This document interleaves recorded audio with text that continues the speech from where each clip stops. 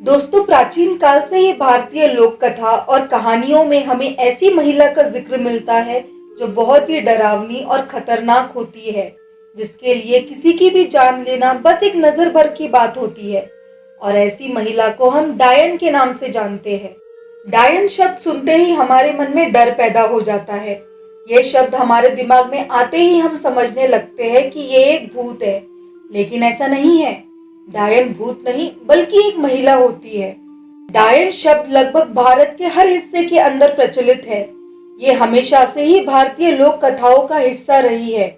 डायन के ऊपर बहुत से फिल्म्स और टीवी सीरियल्स भी बनाए गए हैं। आज के इस वीडियो में हम आपको बताएंगे एक ऐसे गांव की कहानी जिसके बारे में माना जाता है कि वहीं से डायन बनने की शुरुआत हुई थी। और साथ ही हम जानेंगे डायन के बारे में कुछ रोचक बातें। लोक कहानियों के मुताबिक डायन एक जादूगरनी होती है, लेकिन ये एक दुष्ट जादूगरनी होती है जो काला जादू करती है। कहा जाता है महाराष्ट्र के लातूर जिले में मौजूद हारांगुल गांव में आज से ठीक 500 साल पहले काले जादू के बल पर औरतों के डायन बनने की शुरुआत हुई थी। लेकिन बाद में ये प्रथा भारत के दूसरे गांवों के अंदर कैसे फैली, इस बारे में कोई जानकारी नहीं है।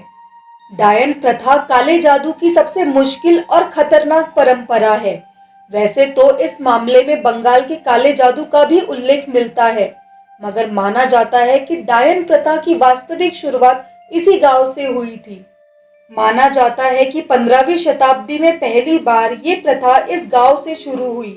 पहले एक महिला डायन बनी और देखते ही देखते इस गांव की कई महिलाएं डायन प्रथा की ओर आकर्षित होने लग गई और डायन बन गई।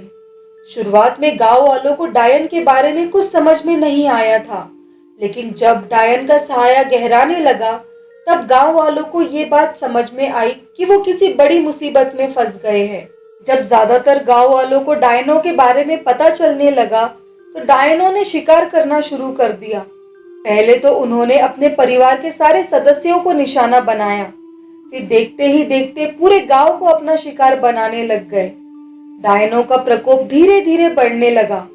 गांव के जवान लड़के डायनों के पेड़ के आसपास मरे हुए पाए जाने लगे। डायन गांव के लोगों का खून पीकर अपनी प्यास मिटाया करती थी और साथ ही वो गांव वालों के खून का इस्तेमाल तांत्रिक सिद्धियों के लिए भी किया करती थी। जब गांव वालों पर डायनों का अत्याचार बढ़ने लगा तब गांव वालों ने भी डायनों को सबक सिखाने का ठान लिया और उन्होंने डायनों को पेड़ों में बांधकर जिंदा जलाना शुरू कर दिया। इस घटना को बीते सैकड़ों साल हो गए हैं, पर आज भी इस गांव में ऐसी बहुत सी चीजें हैं जो वर्जित है। इसके पीछे मान्यता है कि अगर इन निर्देशों का पालन किसी ने नहीं किया तो ये सभी डायन वापस आ जाएंगी। इसलिए गांव में आज भी पेड़ों पर कील ठोकना, रात को पेड़ों के पास सोना जैसे कुछ चीजों के लिए सख्त मनाही है।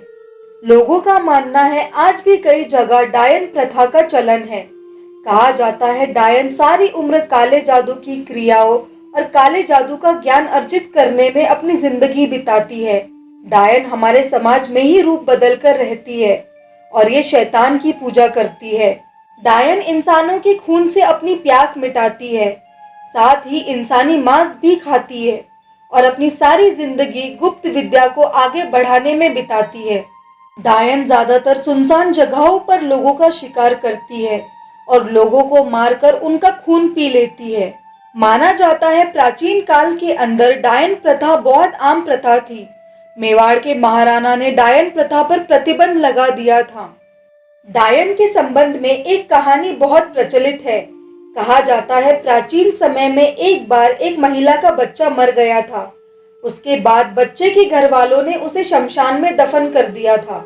एक डायन जिसने बच्चे को मारा था वो दूसरे दिन रात में 12 बजे शमशान गई और बच्चे को जिंदा करके खाना खिलाने लगी। वहां से गुजरने वाले लोगों ने शमशान में बच्चे को खाना खिलाती हुई डायन को देखा और वो गांव वालों को बुलाकर शमशान ले गए और वहां से डायन को भगा दिया। कुछ लोक कथाओं के अंदर इस बात का जिक्र मिलता है कि डायन अपना रूप बदलने में पारंगत होती है। वो आसानी से किसी भी रूप में आ सकती है।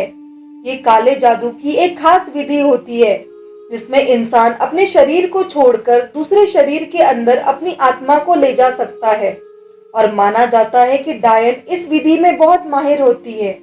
डायन विद्या सिर्फ महिलाएं सीखती है ऐसा नहीं है, ये विद्या पुरुष भी सीखते हैं और इन्हें डैया कहा जाता है।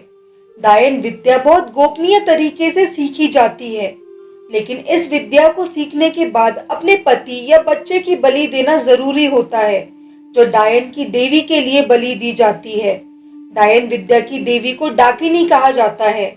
डायन की विद्या महाशक्तिशाली होती है और एक डायन क्या सोचती है, क्या करती है, इसे सिर्फ दूसरी डायन ही जान सकती है, क्योंकि इनके भूत कर्ण पिशाचिनी की तरह काम करते हैं।